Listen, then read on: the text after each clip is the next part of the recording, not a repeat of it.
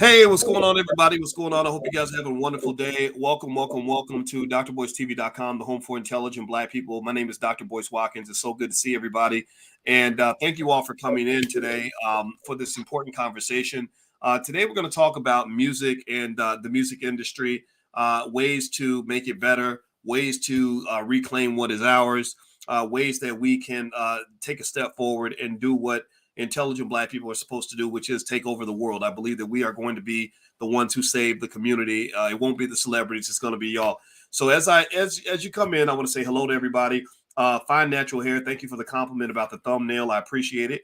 Also, let's see. M Best says, I thought you were speaking with Brother Tariq. You know what? I actually owe Tariq Nasheed an apology because I was going to speak at his event in Dallas, his FBA conference, which everybody should go to.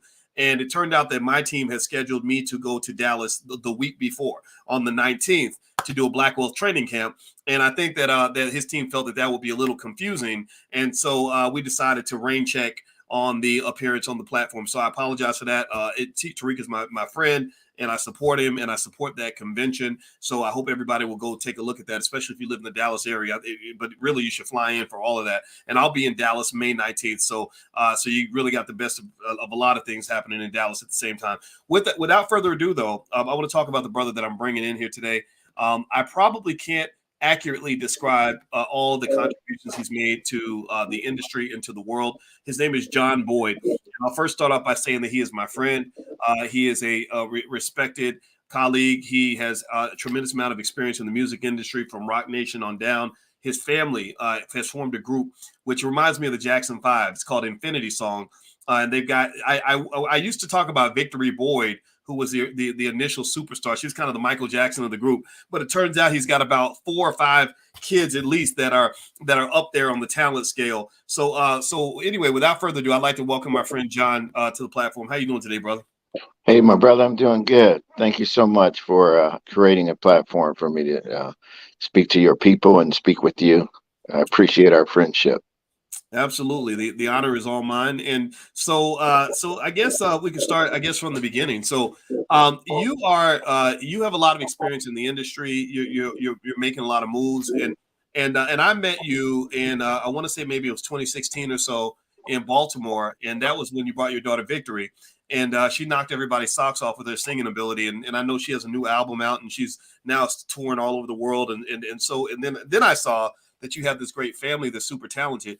So one of the things that impressed me about what you do in the industry is that you're all about us. You know, you're all about being Mhm. one, you're about representing. When they say the culture, when a rapper says the culture, they might be talking about booty shaking and Cardi B and all that. When you say that, when I say the culture in reference to you, I'm talking about like just Black first culture, loving Black people, uplifting our people, etc.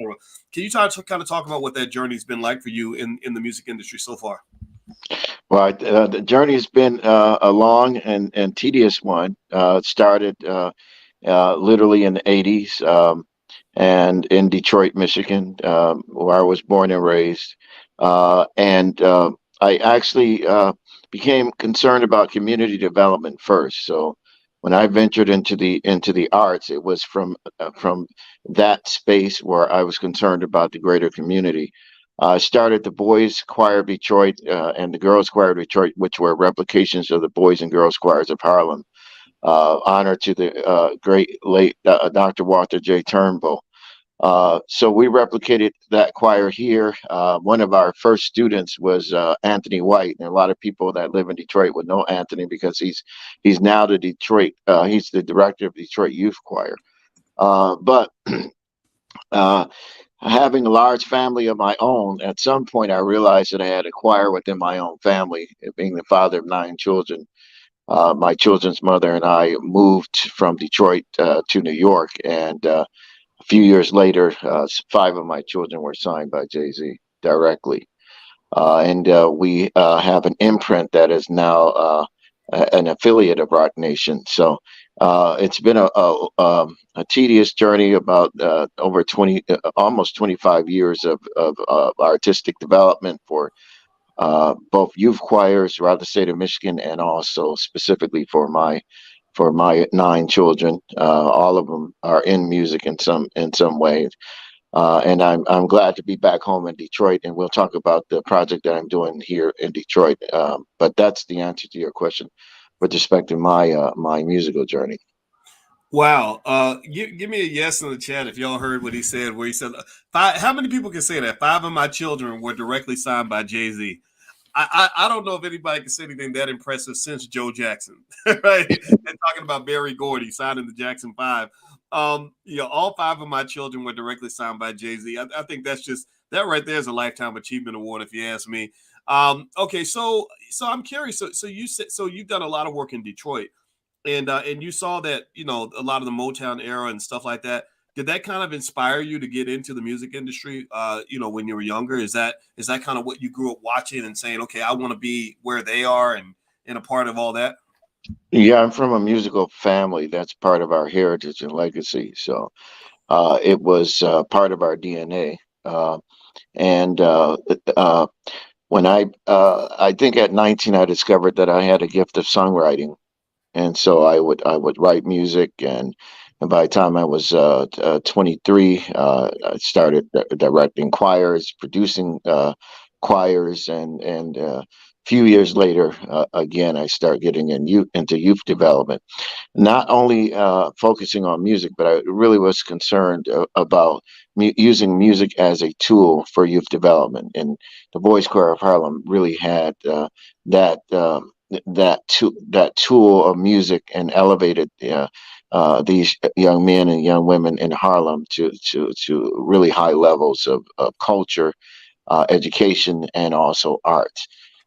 So that's my background. And when you talk about culture, I really appreciate what you said when you said culture, because culture is a very big part of the human experience, and they that understand that really can lead the way to a brighter path. So I'm really big on culture, and specifically our culture, because I think that we are really great culture developers. Black people are, and I don't think enough attention has been spent on really curating, what is Black culture and really defining it correctly. A lot of people buy into it, and they basically misappropriate it. And take it and exploit it. But we have to be good guardians of our culture, and good caretakers of it. And I think I've at least attempted to do my part to be a good guardian of Black culture. Well, John. So I want to ask you a question. Everybody, I'm speaking with John Boyd, and John. First question I want to ask is, what is the name of your company? Like, so when people introduce you on a show, and I should know this because I just said you were my friend, but that's not exactly a worthy title. Like that's you are my friend, but I don't think being my friend is a big deal. Mhm. It's not as big of a deal as what you're doing. What is the name of your company that you're the CEO of? Yeah, the Peace Industry Music Group is the imprint and affiliate with Rock Nation. So, Peace Industry Music Group. And also, I have a nonprofit organization called the Boyd Group for Creative Solutions. So, but and for these purposes, Peace Industry Music Group, founded in 2012, uh, uh, with uh, with my for my children, and that's the organization that Jay Z signed an imprint deal with. So okay, so I want to ask you this then. As you created Peace Industry Music Group, and you've been kind of doing your thing in the industry. I want to ask you, and I'd like for the audience to answer this question too, maybe with one word. Do you think that the music industry, as it's evolved, and I'm talking, let's say particularly in the hip hop arena, do you think that there was sort of a cultural degradation or destruction that might have even been intentional that occurred, say, in the last 25 or 30 years? I guess that's a two-pronged question. One is, do you think that that's happened? I mean, because a lot of things can be put under the umbrella of free speech and free expression, which I think a lot of us support. But then you get to the point where you're like, okay, you're sexualizing little girls, having them idolize women who rap about their vaginas or whatever. You've got men that are glorifying drug dealing culture and bragging about killing other black people, it's kind of depressing in a certain way. And I'd be curious to know your thoughts on, I guess, those two prongs of do you think this degradation has occurred in the last 25 years, say compared to what you saw before the 1990s? And then two, do you think it was deliberate? Well, the answer to that question is yes and yes. Music has been weaponized as a social instrument of destruction. Obviously music gets people's attention. It is a socialization tool, but it's part of the greater scheme of things to really marginalize our people and control them through social weapons, cultural weapons, musical weapons.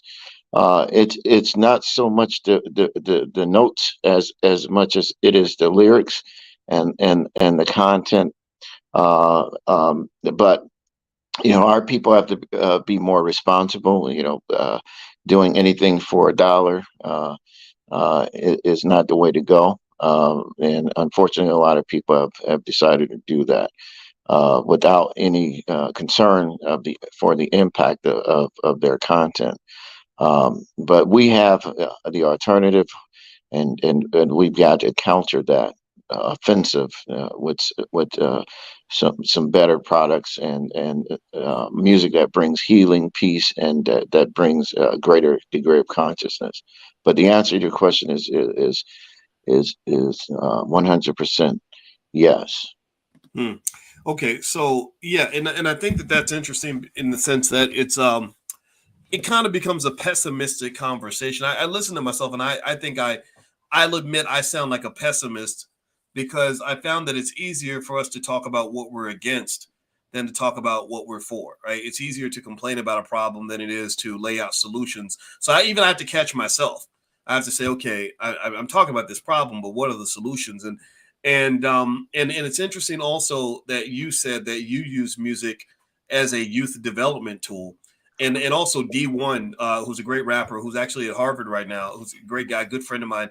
He also, as a school teacher, saw how powerful hip hop was as a teaching tool.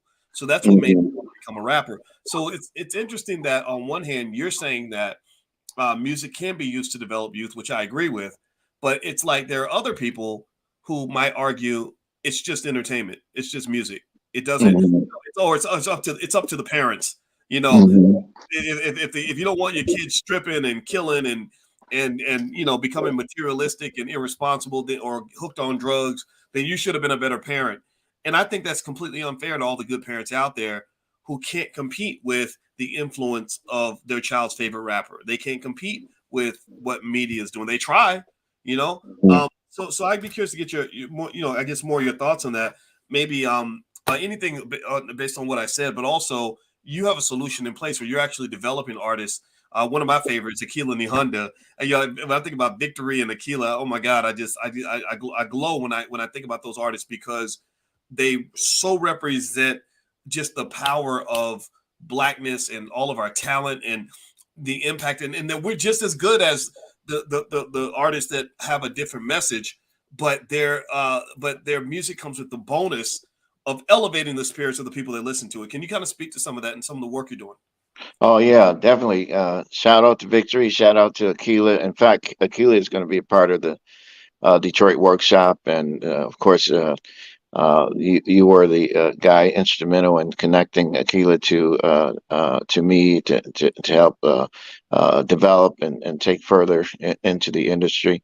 But in terms of the development piece, just like sports is used as a human and youth development tool, music is up there with sports as something that really gets young people's attention. They understand that music can give them a path to success, a way out of negative circumstances. So they buy into that. A lot of the role models that they look up to made it where they are as a result of getting in a studio and producing some great music. So it's really, there is a great formula. there is a great way to use music to elevate young people. And then again, I always emphasize that the music industry is broader than just instruments and singing. It's business management, it's management, it's publishing. There are all kinds of occupations that are a part of the entertainment industry, and one need not just think about the musical side, but can think about the business side. As creative people are leading economic engines in a lot of depressed areas, even developing areas, where business people are thinking about how they can drive traffic. You know, they're looking at bringing artists in to be the forerunners of economic development. So musicians are influencers. Increasingly, more and more corporations are partnering with musicians to drive products and sales and attention to campaigns that they're doing. So the world is opening up for people that have prepared themselves to use their musical influence for positive change. And we want to be on the cutting edge of that. Well, you know what? I'll tell you. And by the way, everybody, I'm speaking with John Boyd. He's the CEO and founder of Peace Industry Music Group, also which is which works with Rock Nation. His family's group is Infinity Song, and everybody should check them out. I don't know how many of you have heard of Victory Boyd and Infinity Song, but they're on Spotify and everywhere else. You got to check them out. I guarantee you, when I think about, I mean, don't get me wrong. I know that your other children are so talented. And I mean, remember you and I talked about that. I said, gosh, I can't believe that Victory's sisters are so amazing. And the son played the guitar at the convention and everything. I mean, that was unbelievable. And I remember hearing Victory, and I remember thinking, I told my wife, I said, gosh, it's not often I compare a singer I've heard for the first time to people like the Sade's or the Anita Bakers, in terms of just that once in a lifetime kind of voice. And I just think the talent is extraordinary. And so I'd like to ask you this, speaking of another talented artist, I noticed Victory's latest album, if I'm not mistaken, it's a gospel album. Is that correct? Right. She's the first gospel artist out of Rock Nation. So Rock Nation is his hip hop, major hip hop label. Founded by major hip hop artist Jay-Z. But this is the first time that they've anointed a gospel artist to represent the brand. And that's a big deal because she's going to open up the door for other gospel artists. We have been speaking with Rock Nation about a gospel division, and they're open to that conversation. And so it's going to be interesting to see how this rolls out. And I just want to encourage everyone to buy that album because this is a big case of opening up a big door, not only for Victory, but there are many gospel artists out there that are not getting the kind of respect that they need from labels that are not really about Black culture. They might have a gospel division and all of that, but they're not giving them the deals. They're not giving them the opportunities. They're not really supporting them. And we want Rock Nation to really enter the market strong and make a big difference and point us in a different direction in terms of really supporting gospel artists, because that's a big part of Black culture and has been and probably always will be. I also want to bring attention to, because I always talk about my 5 children and I have 4 that I don't talk about as often, but while I'm in Detroit, I'm reconnecting with my oldest son who is in hip hop, and his name is John Valiant, and we have an evening where he's going to be showcasing his talent. He's a very talented rapper here in Detroit and has been a part of the hip hop community here in Detroit for probably 2 decades or so. So he's not a part of the Rock Nation family, but he's a part of the Boyd family, which is a big deal musically. So wow. Well, let me ask you this: what is the name of Victory's new album, so everybody can go support that? Victory. Let's see. What's the name of Victory? Victory is going to release her new album in about 5 days, and I don't know if she released the title of her album yet. I know the A couple of the title tracks have been released, but the title of her album is going to be released shortly. Well, I know she had a song called "Just Like Heaven." Is that right? Yeah, Or just just like like Heaven is one of the title. El Shaddai is another one of the title tracks. And The whole album is going to be released. I think May 5th. and Victory won a Grammy, right? She won a Grammy for writing on Kanye West's "Jesus is King" album. Actually, she was one of the major writers in the album, and Wow. wrote at least three of those songs and contributed to the whole shape of the album. And she was the one was instrumental in connecting me with Kanye, and I was able to work with him for some time. Wow. Well, I love it. I love it. I love it. Do me a favor, everybody. Please hit the thumbs up button, thumbs up, share, subscribe. You're watching drboycetv.com, the home for intelligent Black people. This podcast is on Spotify, by the way. So if you go to Spotify and look up my name, you'll find it. So feel free to subscribe there. Also, I'll be in Dallas on May 19th doing a 2-day Black Wealth training camp. So if you'd like to join us, just go to boycewatkins.com. And I'm speaking today with John Boyd, who is the CEO and founder of Peace Industry Music Group, which is affiliated with Rock Nation. His family's group is called Infinity Song. And let me tell you, the reason I love Mr. Boyd and his family is because they're taking what they're doing in business and they've made it into a family affair. And if any of you have checked out my new book, The 10 Commandments of Black Economic Power, I talk about this kind of thing. I talk about the fact that your family is your untapped multi-million-dollar entity, but you have to be able to provide the structure. You have to provide the guidance. You have to provide the vision. And John is, I respect this man because I see him do that. I see him provide the structure and the guidance and the vision, which allowed him to do what a Joe Jackson did with the Jackson 5, etc. So I want to encourage everybody, bring out that inner Jackson 5 in you. You gotta, not all the Joe Jackson, ain't nobody perfect, right? But I'm gonna tell you what, I love our Black fathers, and I'm gonna give them, I'm gonna tell them what I love about them before I talk about the areas where they're less than perfect. So Joe Jackson is good in my book. I want to ask you a question about another talented artist who started singing in the church, who became iconic, named Whitney Houston. There was a documentary called, or not document, it wasn't a documentary, it was one of those biopics called "I Want to Dance with Somebody." Did anybody else see that? I don't know, John. Did you see that by chance? "I Want to Dance with Somebody," the Whitney Houston biopic. Yes. Yeah, Very powerful. yeah. So I saw that, right, and what I saw happen with that film, at least the way it was depicted. And I was curious about a couple of things. I don't know the industry the way you know the industry, but I'd be curious to know what you thought about that documentary, or about that picture. Like, did you think that it was realistic? Were there lessons to walk away with? Did it make you think? Because your daughter, your family, I think you have more in the sense that you got a whole family going through this process. But I saw when you introduced me to Victory years ago, I said, okay, here's a father who wants to make sure his daughter does not get swept up in the nonsense and understands where her roots are. When you watch this film, did any of those thoughts kind of come up, or what was your overall impression?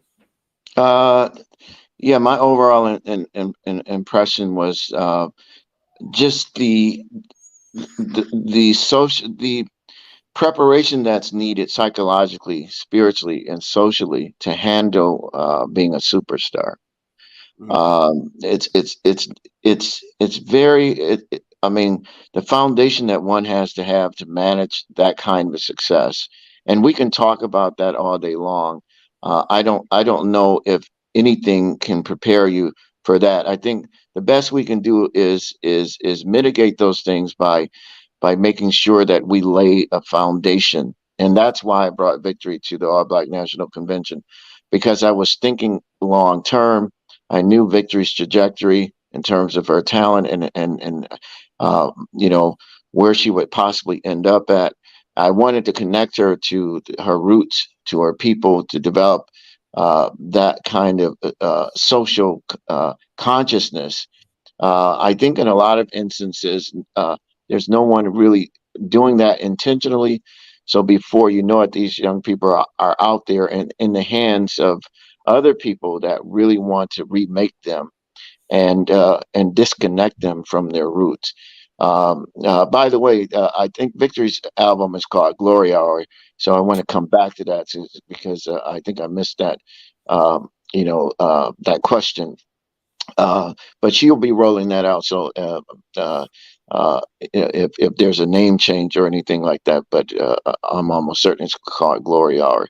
But getting back to your question, we've seen a lot of situations like this.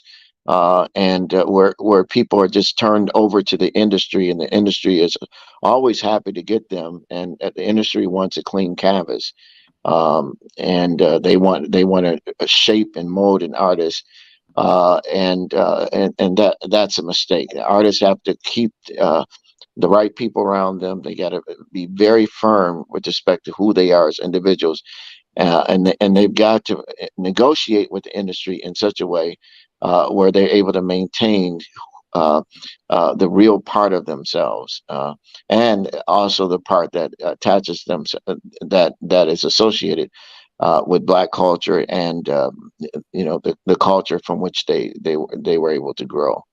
Part of the Dr. Boyce, I also want to mention if this artist development workshop in Detroit, because the reason why that's important is because uh, uh, artist development is key to preparing artists to really manage higher levels of success. And a lot of labels are not engaging in artist development anymore.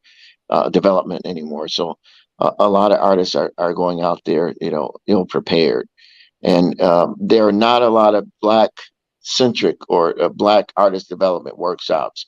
A lot of them are geared towards Eurocentric ideas and philosophies, and but our people are special people, so we have to customize our educational programming to address the issues that are unique to our people. Well, you know what? I'll tell you in terms of development, um, the reason your family's group, Infinity Song, is my favorite group. I think they passed up TLC. TLC used to be my favorite group.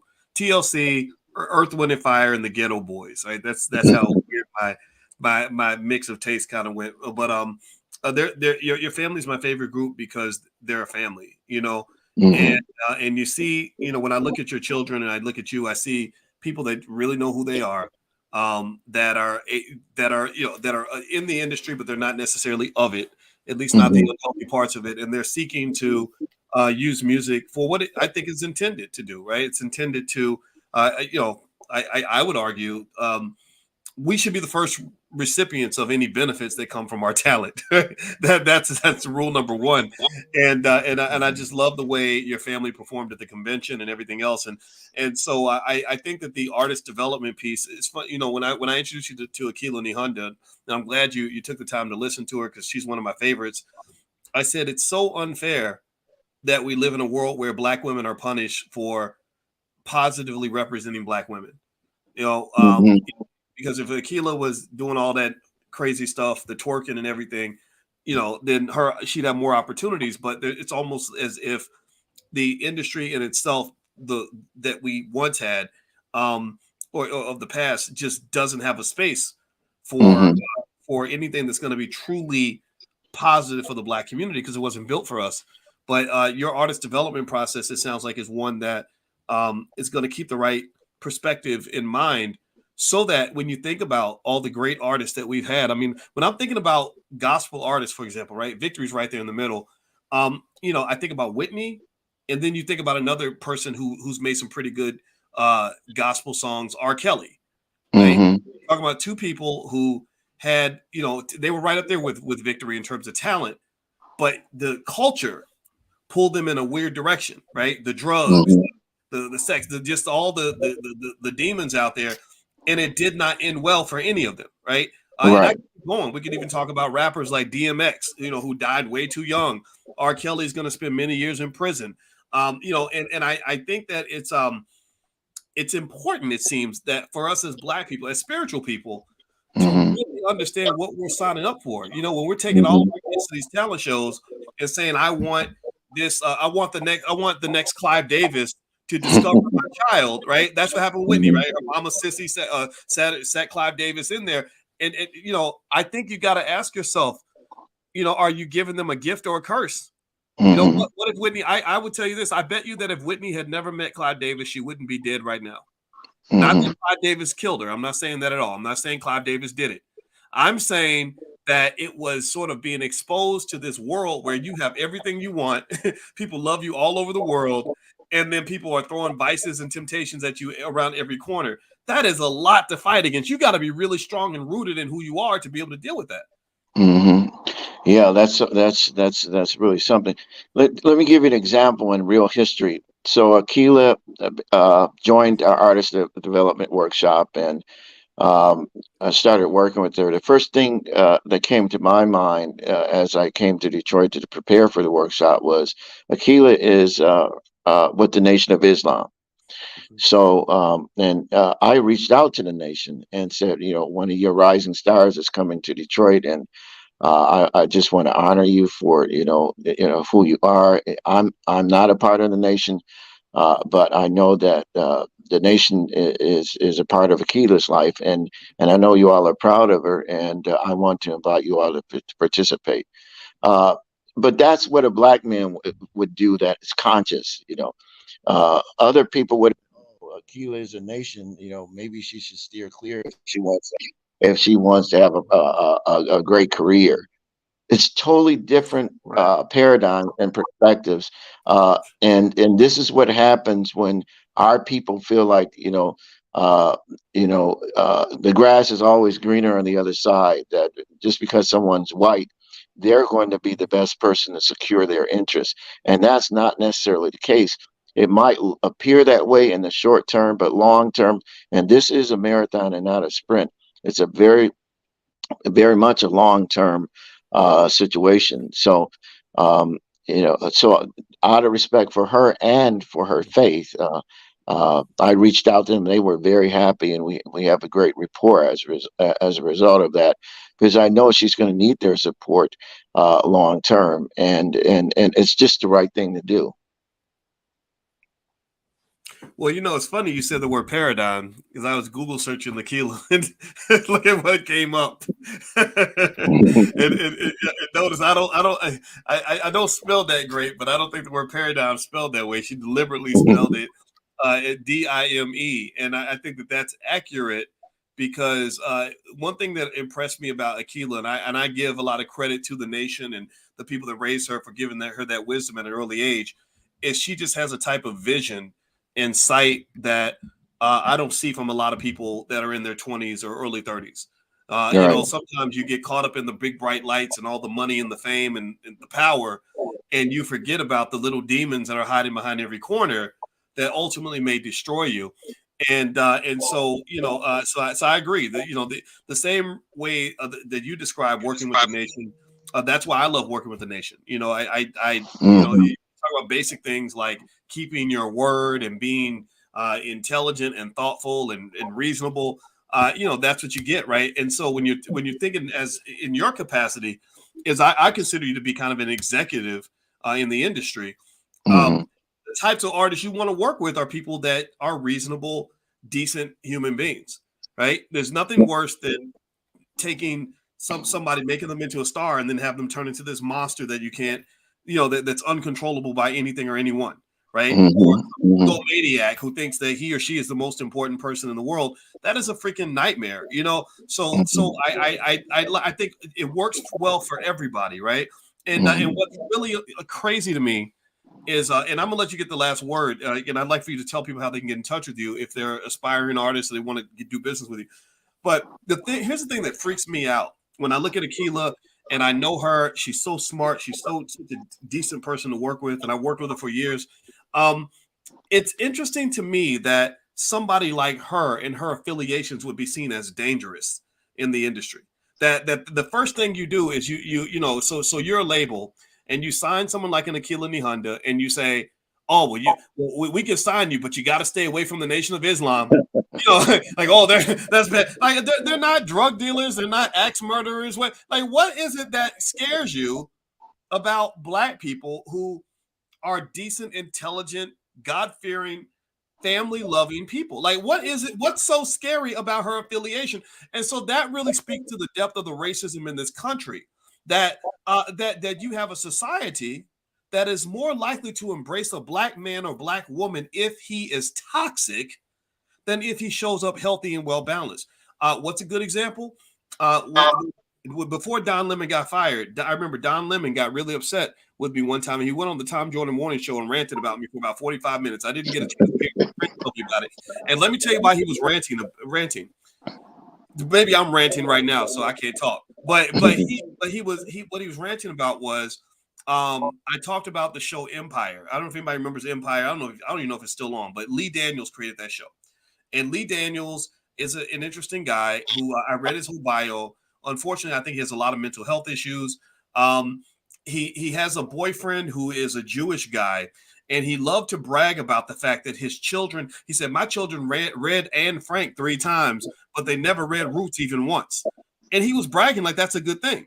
And I said, isn't it really interesting that you have certain Black people that are just products of massive amounts of dysfunction, and they get embraced and held up close by Hollywood and the entertainment industry. And then when you have Black people that are really healthy and intelligent and doing the right things, it's like, oh no, we don't want that. We don't want that, right? If you don't show up, with a liquor bottle in your left hand and a blunt in the right, then we don't want you around. There's something wrong with that. That's a problem.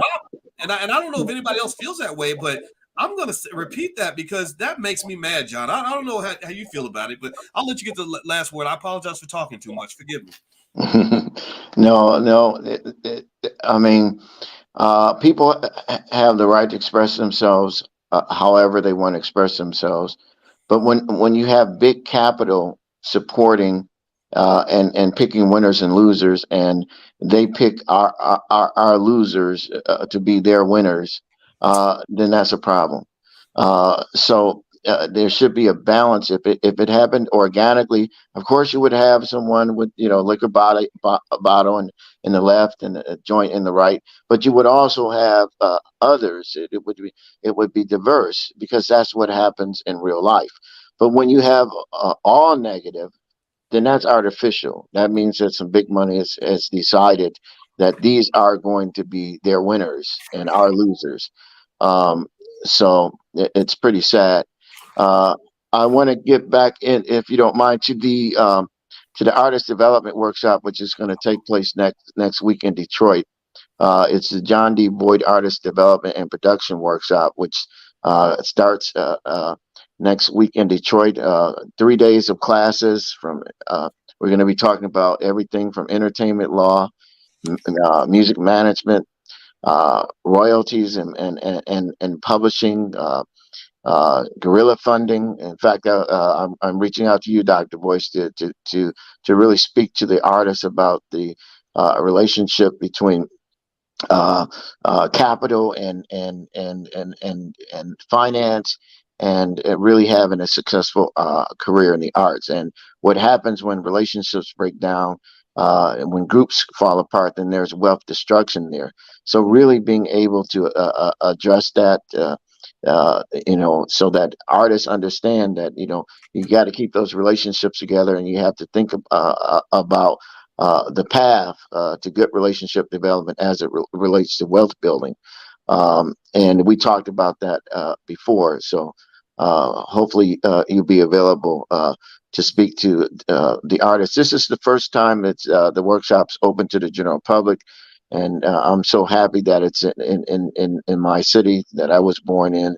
This is a great place for musical talent, and we're getting a great response. We have a delegation coming from Montgomery, Alabama, Houston, Texas. Akila and her family will be here. We have a new artist named London Bryant out of Chicago that's coming. Another artist out of Chicago, Jesse James, is making the journey over here, and a lot of interesting things are going to happen in the workshop. And I'm just so glad that you give me the space to to speak to your audience about participating.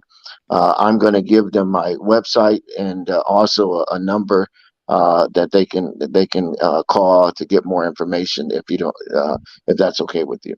Yeah, and I'll put it on the screen as you mentioned it. Go ahead, please. Okay. The number that they can call is area code 313-405-9112. Again, area code 313-405-9112. And my website is called Vision at the Boyd Group for Creative Solutions, or the Boyd Group. I'm sorry, the Boyd Group for Creative Solutions.org. The Boyd, BOYD group for our creativesolutions.org. It's a little long, but it really describes what we're all about. Okay, And perfect. yeah. That's absolutely perfect. I'll tell you what, I like what you're doing, and I like and first of all, yeah, of course, all you got to do is ask me to speak, and I'll speak. I know my team hadn't gotten back yet. It was only because I've been going to funerals and sick parents and just all kinds of stuff, and it's just kind of got me like all over the place. However, I want to make it 100% abundantly clear. I support what you're doing because this is important, and I think that we, as anybody listening, jump in, like help out however you can. When these artists come out, back them up, follow them on Instagram and hit the like button, listen to their music, go to their concerts. We've got to confront this. And again, when I brought up the Whitney Houston thing and I talked about Clive Davis and everything else, I don't have any issue with him. I know people like Kenny Gamble who know Clive, and apparently, I don't know, he's a mixed bag. Some people like him, some people don't. But I remember watching the movie and thinking, this is so fascinating that in this film, I can tell who makes a movie by how the story slanted, or who financed the movie and all that, right? So in this movie with Whitney Houston, I Want to Dance with Somebody, what I noticed, and I guess Victory and her sisters remind me a little bit of Whitney in that same, in terms of talent, right? And in terms of coming out of the church and stuff like that. One of the things I remember about the film was that in this movie, Clive Davis just was presented like such a perfect angel. He was presented almost like the father figure that Whitney Houston never had. And the toxic people in the film were the black males. Bobby Brown was presented in a very toxic fashion. Whitney's father was presented as a money-hungry, evil man, right? And I said, hey, how convenient is that all the black men are portrayed as devils, and the white Jewish guy is the nice guy. He's the one that says, Whitney, you got to get some help, Whitney. So I'm sick of that crap. I don't want. That's why, in case you all don't know, we have a new movie coming out called B1 the Movie. It's an extraordinary film. At some point, I'm going to release the trailer. I hope you all will take a look at it. Rick Mathis was the director, and I just said we got to make our own movies. We have to have our own entertainment industry across the board, where we're but then also you need the consumer buy-in. Like we've got to sort of commit ourselves to this idea of looking for those artists and those initiatives that we want to be a part of that are going to benefit the people that we care about. So again, nothing against people like the Clive Davises of the world. He went to Harvard Law School. I think you should study successful people. Clive went to Harvard Law School. That's how he became what he was. And I actually did a video about that today where I explained that if you think about this, for Whitney and Clive to cross paths, Whitney had to be 1 in a billion, pretty much. Like there really is no other Whitney Houston. Clive is about 1 in 50. There's a lot of guys that went to law school. A lot of people that know how to start businesses. So I say that instead of us trying to make our children into, the next Whitney Houston every time, which is hard to do, it's easier to also turn, a few million of our kids into business owners, right? That way they can come along and they can support the next Black Whitney Houston so that when they want to get big, when they want to get out there, they don't have to go into another community in order to achieve the success they deserve. What do y'all think about that? Give me a yes if you agree. All right, so Mr. Boyd, I put the website up here. Is there any other information you wanted me to share? I'll share the website and the phone number where people can can participate in your artist development event. And of course, I just want to point out, Akila is going to be performing with one of her band members on Friday, the 12th.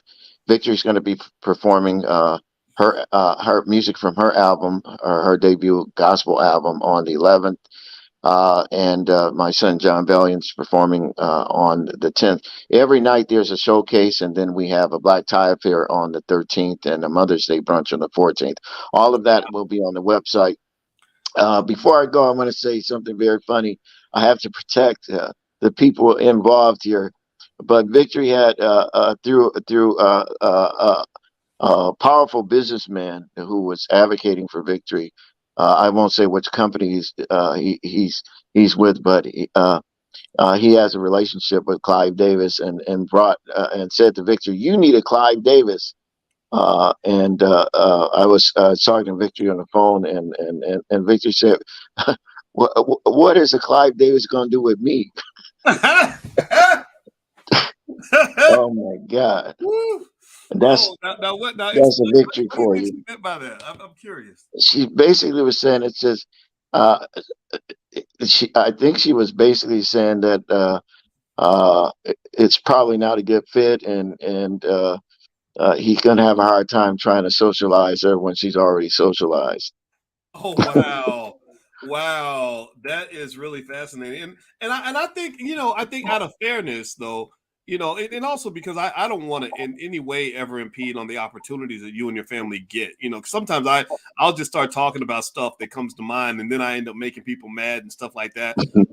But I have to have a commitment to the truth. I can't walk away from that, but I don't really know what the relationship was here with Clive. And I'm gonna tell you this: when it comes to protecting and saving Black children, or in Whitney's case, a young Black girl who went into the industry at a very early age, I think that it's as much our job as it is a Clive Davis's job, right? So because if Clive were sending his children to the other side of town to hang out with me, I would suspect that his community would make sure that their kids are good, So I think as Black people, as much as we might want to get mad at what a Clive Davis did or did not do, in my view, he did what he was supposed to do. He signed her to the contract and gave her the opportunity to go out and sing, and I think that that choices do matter, right? And or dealing with whatever dysfunction you grew up in, or dealing with whatever trauma you have. I think that's really important to understand, and I think that when you see these unfortunate outcomes, like an artist literally killing themselves in front of the world, like it was what was so sad about Whitney was it wasn't like it was a surprise that she died early. We all kind of saw it coming, just like when Tupac died, I saw it coming. We talked about it. I talked to my friends. I said, "Oh, I don't think he's going to be around very long." Making songs like that and getting into situations like that. So I think that as Black people, while we can certainly talk about the issue and talk about what other people are and are not doing, we got to talk about what are we doing. I think that's because I'm a man. I'm never going to not be a man. And as a man, I was taught to believe in the importance of initiative. And I respect you for your initiative with your family, John. So thank you Yeah, for yeah, being that you are. yeah. I'm not gonna, what I said was not an indictment against anybody, or in any way. It's just, if something's not a good fit, it's not a good fit, and she apparently didn't think it was going to be a good fit. That doesn't mean that Clive isn't a good fit for a lot of other people. Yeah. He's had a successful career, and has made a big difference in the music industry. But Mhm. just because someone is famous and big and Mhm. got a great name, we as Black people shouldn't automatically say they're a good fit.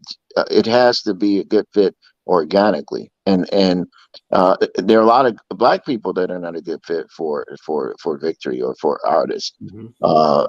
It isn't really about race as much as it is about character, and whether or not those people can align. Mhm. And artists have to be trained to think for themselves. And I was proud of her for being able to think for herself. And even though I know there was a lot of pressure, because he has a reputation of really opening the door and developing superstars. But she feels like she doesn't have to compromise to get to where she wants to go. So. Yeah. So I think the phrase I'm walking away with is no compromise. You ain't got to Mhm. compromise. Hey, look, Black people, the gold is buried in your backyard. They're coming to our neighborhoods looking for us. They're coming to our churches looking for the next Whitney Houston. They're coming to our basketball courts looking for the next LeBron. The gold is buried in your backyard. You just got to learn how to dig it and process it so you can take that gold to the market. So thank you very much, John Boyd. I'm gonna give John's information. In case you want to participate in his artist development event coming up in Detroit, you can do that. This is John Boyd, CEO and founder of the Peace Industry Music Group. His family's group is called Infinity Song. Everybody go to your Spotify. Give me a yes in the chat if you're going to do this. Give me a yes. Go to your Spotify, look up Infinity Song, and look up Victory Boyd. I want you to look that up. We want to look for her album, support that. And also, if you want to join the artist development event coming up, there's a phone number, 313-405-9112. It's all right there on the screen. Write it down. Share it with your little cousin, them, whoever you have in your family that expects to be the next big thing or wants to go into the business side, right? So this isn't just for the artists. It's also for the businessmen and businesswomen, intelligent Black people. You're going to be building. You got to build the infrastructure for these talented artists, right? So do that. John, I was just talking to our middle child who doesn't sing, doesn't dance, doesn't act or anything, but she has a little sister who sings, dances, and acts and is super talented. And I said, there's a big important role for you. Your job is to protect your sister's interests. I can tell how your brain operates. You're gonna be the accountant, the lawyer, whatever you're gonna be. So those people are just as important as the artists. So I want everybody to understand everybody has a role to play. So there's the phone number. Call that number, everybody. Also the website. Here's the website, the Boyd Group for Creative-Solutions.org. Did I write it down right, John? You're right. That's it. All right, there we go. So write that URL down. If you don't catch it on the video, just hit the rewind button on this video. Get that information. It's going to be in Detroit. It's worth flying into. And what day does it start, John? It starts next Wednesday, the 10th, 10 a.m. Work classes 3 days, 10th, 11th, and 12th. Showcases nightly. A Black Tie Affair on the 13th and Mother's Day brunch on the 14th. All right. So it starts the 10th of May in Detroit. So go look up the information, everybody, and let's support this brother's got going on. This is incredibly important. This is all validated. Remember, he started the conversation off, y'all, by telling you that 5 of his kids got signed by Jay-Z directly for Roc Nation. So this is not a guy who's just trying to create something out of nothing. He doesn't have to do this. He's doing this because he loves you and he loves the community. And that's why he's my friend. And that's why I'm pushing so hard to get you to go share this message with other people. So please share this video. I want to say thank you very much to our guest, John Boyd. Thank you, brother. Thank you, my brother. Thank you. See you next week. Please give my best to your family. And sure will. I love them too. And by the way, everybody, in case you just came in, you're watching drboycetv.com, the home for intelligent Black people. Please hit the thumbs up button, thumbs up, share, subscribe on your way out. Also, I'll be in Dallas May 19th if you want to come down to Dallas for the 2-day Black Wealth Training Camp. And my new book is called The 10 Commandments of Black Economic Power. So feel free to go grab a copy on Amazon. All right, everybody. God bless you. Take care. Have a great day. We'll see you soon. Bye-bye. Take care now, my